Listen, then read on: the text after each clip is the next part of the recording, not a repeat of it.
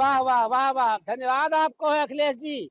आप यदुवंशी बनते हैं, यादव बनते हैं, गौशाला चलाने का काम आपका है, गाय पालने का काम आपका है।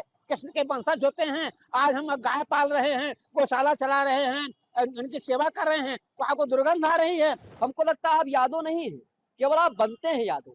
आप, हमको लगता है आप किसी दूसरे धर्म को ज्वाइन कर लिए हैं। समाजवादी पार्टी भाजपा से लड़ते लड़ते कब सनातन विरोधी हो गई, इसको स्वयं अखिलेश यादव जी को आज विश्लेषण करना चाहिए। अरे वाह वाह वाह वाह, धन्यवाद आपको है अखिलेश जी। आप यदुवंशी बनते हैं, यादव बनते हैं, गौशाला चलाने का काम आपका है, गाय पालने का काम आपका है। कृष्ण के वंशज होते हैं, आज हम गाय पाल रहे हैं, गौशाला चला रहे हैं, उनकी सेवा कर रहे हैं, तो आपको दुर्गंध आ रही है, आप इत्र फैला रहे हो। यही बुद्धि आपके पास है।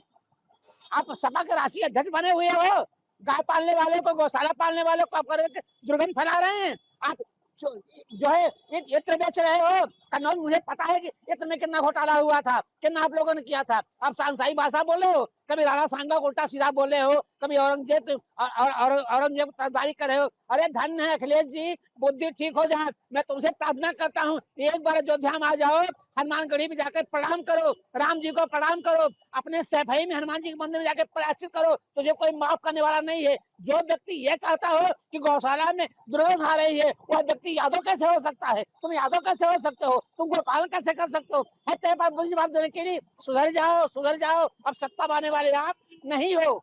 भगवान श्री कृष्ण के गौ माता से बहुत प्रेम करते थे और गौ को माता मानते थे, और ग्वाल बाल जिस तरह गौ की सेवा करते थे।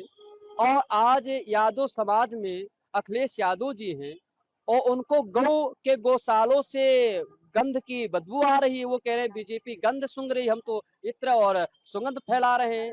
ये कहाँ मानसिकता गया, ये कहाँ संतुलन खो गया है उनका। उनको तो सोचना चाहिए कि हम यादव हैं, तुम इस तरह यादव हो। यादव लोग तो गौ माता और गौशाला खोलते हैं, गौ सेवा करते हैं, और तुम गौशाला के बदबू बता रहे हो। हमको लगता है आप यादव नहीं है, केवल आप बनते हैं यादव। आप, हमको लगता है आप किसी दूसरे धर्म को ज्वाइन कर लिए हैं, इसीलिए आपको गौशाला के जो बदबू है उसको आप गंद मारा। आप यादव नहीं है। आज से आपको मैं यादव नहीं कहूंगा अखिलेश यादव जी। आज से आप, हमको लगता है कि इस्लामिक में शामिल हो चुके हैं आप, इसीलिए इस तरह बोल रहे हैं। एक सच्चा यादव कभी गौ का अपमान नहीं करेगा, गौशाला का अपमान नहीं करेगा। और आप समाजवादी पार्टी के राष्ट्रीय अध्यक्ष हैं, और इस तरह जो हमारे यादव लोग हैं, जो ग्वाल बाल हैं, जो साधु संत हैं और गौ की सेवा करते हैं, गौशाला खोलते हैं, उनके हृदय में बहुत बड़ा चोट पहुंचा है आपके इस बयान पर। आप आइए अयोध्या में राम मंदिर के सामने माफी मांगिए, और अपना लुकना लगड़िए, और यादव से माफी मांगिए। जितने भी हमारे हिंदुस्तान में यादव समाज रहते हैं, उनसे आप माफी मांगिए। यादव समाज के चरणों का धूल आप पान कीजिए, तब आपका ये अपराध समाप्त होगा। ये उत्तर प्रदेश का दुर्भाग्य रहा, उत्तर प्रदेश वासियों का दुर्भाग्य रहा कि हमने समाजवादी पार्टी के नेता के रूप में अखिलेश यादव जी को पूर्व में मुख्यमंत्री चुना था, और बड़ा उम्मीद था इनसे कि ये यादव समाज से आते हैं, यादव परिवार से आते हैं। और यादव समाज तो हमेशा से गौ सेवक रहा है।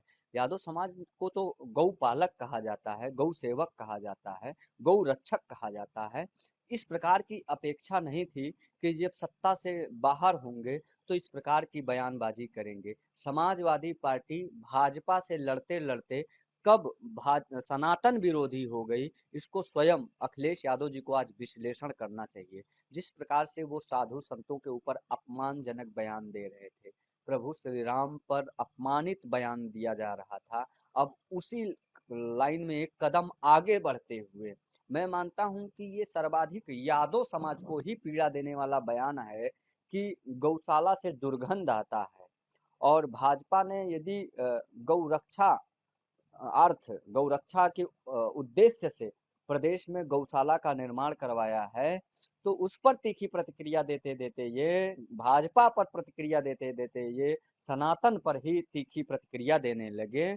और मैं मानता हूं कि न सिर्फ उत्तर प्रदेश बल्कि भारत के हर घर में गौ सेवक पाए जाते हैं, और भारत के हर घर में गौशाला होती है। हमारे यहाँ तो जब पूजा पाठ होता है तो गौ माता के गोबर से घर को लीप के पवित्र किया जाता है, और उसके खुशबू से पूरा घर जो है सुगंधित हो जाता है और पूरे घर में सकारात्मक ऊर्जा का संचार होता है।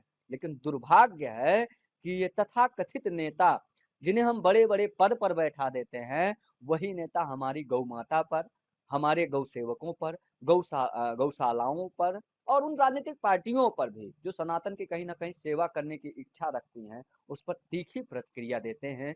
ये मैं मानता हूँ कि सनातन पर सवाल खड़ा कर किया जा रहा है, गौ माता पर सवाल खड़ा किए जा रहे हैं।